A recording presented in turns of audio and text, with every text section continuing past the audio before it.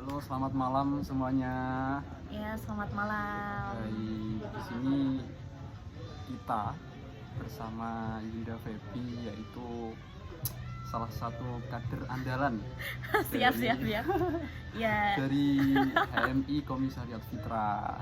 Nah, Ya. mungkin bisa perkenalan dulu. Oh iya, saya belum perkenalkan. eh, Saya bernama saya namanya Ergi Hafid Wicaksono. siap. Terus sedang menempuh pendidikan di Universitas Muhammadiyah Ponorogo. Nah, jurusannya jurusan PAI, PAI. Pendidikan Agama Islam. Ya, itu. Tapi cita-cita saya bukan sebagai guru, Terus sebagai apa? mau belajar agama aja. Oh, belajar agama aja. Iya, Oke. begitu. Mungkin dari Mbak Febi bisa perkenalan. Iya. Perkenalkan teman-teman, nama aku Feby. Ya, aku di sini sebagai kader HMI Komisariat Fitrah Universitas Muhammadiyah Ponorogo. Ini tadi Kanda Ergi bilang kalau saya kader andalan. Nah, dia lebih andalan. Dia sekarang jadi ya Jadi anggota biasa-biasa saja. Gitu. bisa. Mungkin langsung Oke, skip oke, aja.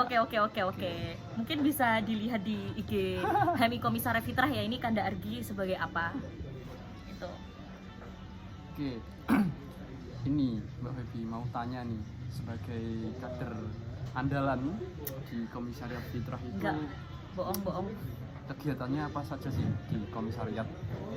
Oke, sebenarnya kalau semisal di HMI Komisariat Fitrah itu kita membiasakan untuk membaca, berdiskusi dan juga menulis. Nah, tiga hal ini itu penting, apalagi kita sebagai mahasiswa dan juga sebagai kader HMI gitu.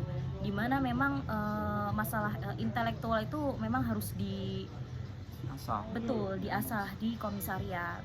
Itu Mas Argi. Jadi di komisariat itu selalu membudayakan yang namanya membaca dan menulis gitu ya. Betul. Berdiskusi Betul. dengan teman-teman komisariat. Betul. Berbicara tentang menulis ini, membaca dan menulis, apa sudah ada karya nih dari Mbak Febi sebagai kader andalan Komisariat Fitrah? Itu mungkin bisa Iya. disebutkan. Kayaknya kader andalannya nggak usah ini ya. Ergi juga kader andalan juga masalahnya. Untuk karya tulis, aku sudah pernah nulis karena di HMI Komisariat Fitrah kan kita punya website Iya. untuk mewadahi ya teman-teman yang memang suka nulis. Kebetulan saya nulis ada esai sama ada critical review gitu, kepenulisan yang memang itu sifatnya analisis kritis. Gitu. Baik. Terus ini mau tanya nih aku nih. Oke. Dari kemarin tuh ada di berandaku dari akunnya HMI Komisariat Fitrah sendiri itu ada tulisanmu di situ. Oke, tulisan yang mana Ya, ini? yang kayaknya critical review.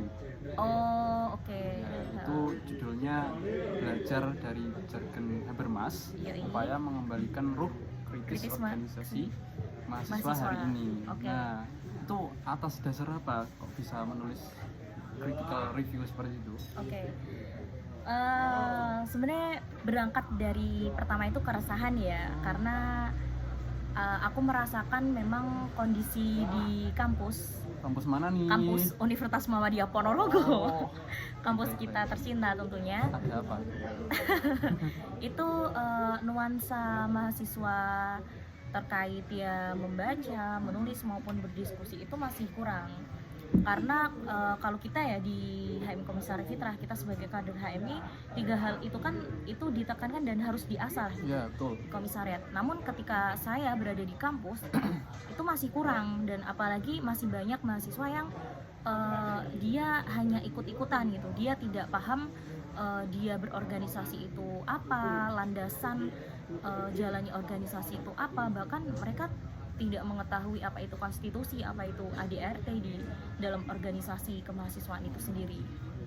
Itu Werdi. Oke, mungkin kita sambil buka tulisannya. Oke, boleh. Bisa? Boleh kita review boleh. ya? Sebentar. Boleh, Oke, boleh, teman-teman bisa dibuka di webnya HMI komfitrah.or.id ya, itu bisa diklik di rubiknya yaitu pena kader.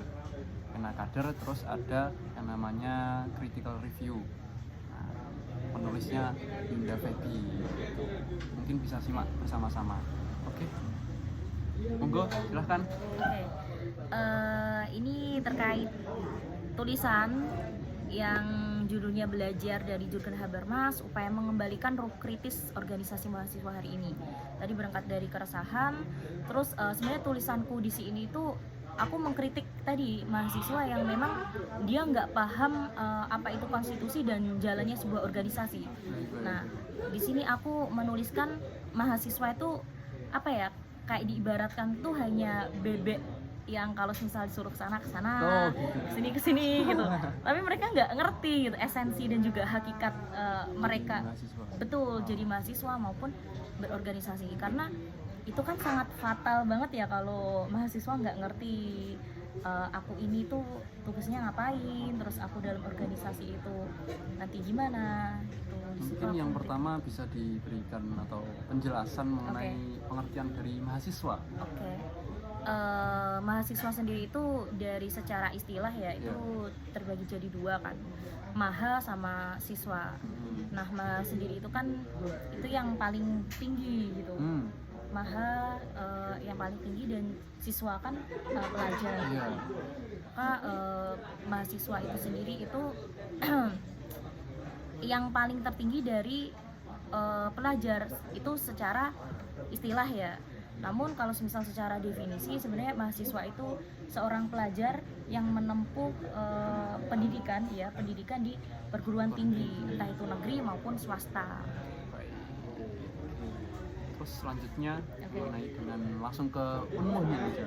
Terus kondisi di Unmuh, terus kamu memberikan tentang keresahan-keresahanmu, terus bagaimana pendapatmu. Terus apa hubungannya dengan teori yang kamu sampaikan di tulisanmu? Ini panjang banget ini jadi podcast ya. Singkat aja, oke. Secara singkat. Ya. Ya terkait kondisi udah aku sampaikan di awal kan, keresahan melihat mahasiswa yang nggak mengerti esensi dari dia menjadi mahasiswa maupun berorganisasi. Ya saya mengkritik itu gitu. Terus solusinya apa nih gitu? Ya solusinya teman-teman mahasiswa harus membuka ini konstitusi atau aturan main di kampus itu dari PPOK, garis besar haluan organisasi maupun ADRT, entah itu dari HMJ, BEM, fakultas maupun BEMU dan organisasi kemahasiswaan yang lainnya gitu. Terus kalau misal dihubungkan dari apa ya pemikiran yang aku ambil Jurgen Habermas ini tuh dia mementingkan pentingnya pembacaan melewati historical gitu, materialis history. Gimana tuh? Materialisme histori itu maksudnya pembacaan atas suatu kondisi berdasarkan kondisi materialnya, tapi juga dengan menghubungkan kondisi sejarah, karena sejarah kan sifatnya dinamis nih. Oh baik. Mungkin keresahan yang aku alami itu beda sama keresahan yang mahasiswa alami pada tahun 90. Oh iya, betul betul.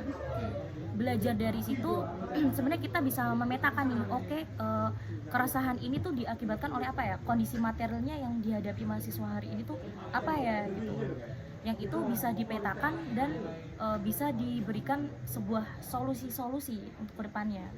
Misal nih karena sekarang mahasiswa nggak suka baca, ya kita harus mati itu untuk membaca dan juga untuk mempelajari kembali konstitusi yang ada di kampus, ya untuk memberikan ruh kritis mahasiswa yang sebenarnya itu gimana, seperti itu. Oke, terus ini menurut Febi nih mengenai dengan keresahan yang ingin membaca bagi mahasiswa-mahasiswa sekarang itu ya, khususnya di Unmuh, mungkin diberikan contoh bagaimana sih Febi ini dapat memberikan obat atau formulasi yang itu bisa memantik si mahasiswa ini bisa membaca, membudayakan membaca begitu, karena mengingat dulu mahasiswa dulu daya untuk berdiskusi masih tinggi, masih ingin bertanya. Nah, dan sekarang kondisinya dalam mahasiswa Gen Z nih, katanya teman-teman itu sudah minim, sudah turun daya untuk berdiskusinya. Mungkin ada apa ya, cara atau formulasi Bunda Feby sebagai mahasiswa andalan? Nggak andalan juga sih, biasa sebenarnya. Nah, kalau untuk solusi, saya sudah memikirkan ini sebenarnya ya, Edi ya. Dulu kan sempat itu teman-teman itu mengaktifkan kembali komunitas GMIP namanya, Yes. Gerakan Intelektual Mahasiswa Profesional. Iya betul. Itu nanti bisa teman-teman cek ya di Instagram gitu, akun GMIP. Namun itu juga masih belum bisa berjalan secara maksimal. Ya karena itu tadi sih hambatan dari apa ya, kegiatan mahasiswa satu sama lainnya. Selain itu aku juga aktif di komunitas literasi Aksara Surya, dan kebetulan ini aku nggak menjabat sih, apa ya, diamanahi sebagai ketua umum literasi Aksara Surya. Bisa dicek juga di Instagram. Kalau di Aksara Surya ya kita membiasakannya itu lewat forum-forum diskusi. Jadi konsepnya kayak book party gitu. Teman-teman bawa nih satu buku yang dibaca. Terus nanti kita diskusikan melingkar di situ. Misal aku baca buku Merdeka Sejak Hati gitu. Terus Ergi baca bukunya DNA Aidit. Nah, kita di situ nanti membedah gitu. Oh, aku ngebaca ini Merdeka Sejak Hati itu menceritakan sosok tokoh pahlawan yang bernama Lafran Pane, sepak terjangnya selama hidup gitu. Terus kamu membahas, terus aku udah menjelaskan, nah nanti gantian kamu, terus nanti juga teman-teman yang lain, seperti itu. Itu ya salah satu solusi. Iya, itu salah satu solusi untuk menghidupkan budaya membaca. Betul. Mungkin itu dulu Mbak Feby. Oke. Ya, nanti kita bisa lanjut ke part 2. Part 2 ya? Iya, part 2 Siap. membahas mengenai dinamika kemahasiswaan khususnya di Ponorogo. Siap. Itu saja teman-teman, dan terima kasih Mbak Feby Ya, terima kasih juga meluangkan waktunya untuk saya sibukkan. Enggak untuk kok, aman. berbagi ilmu di kesempatan ini. Oke, terima kasih teman-teman, dan sampai jumpa di video. Bye. Bye.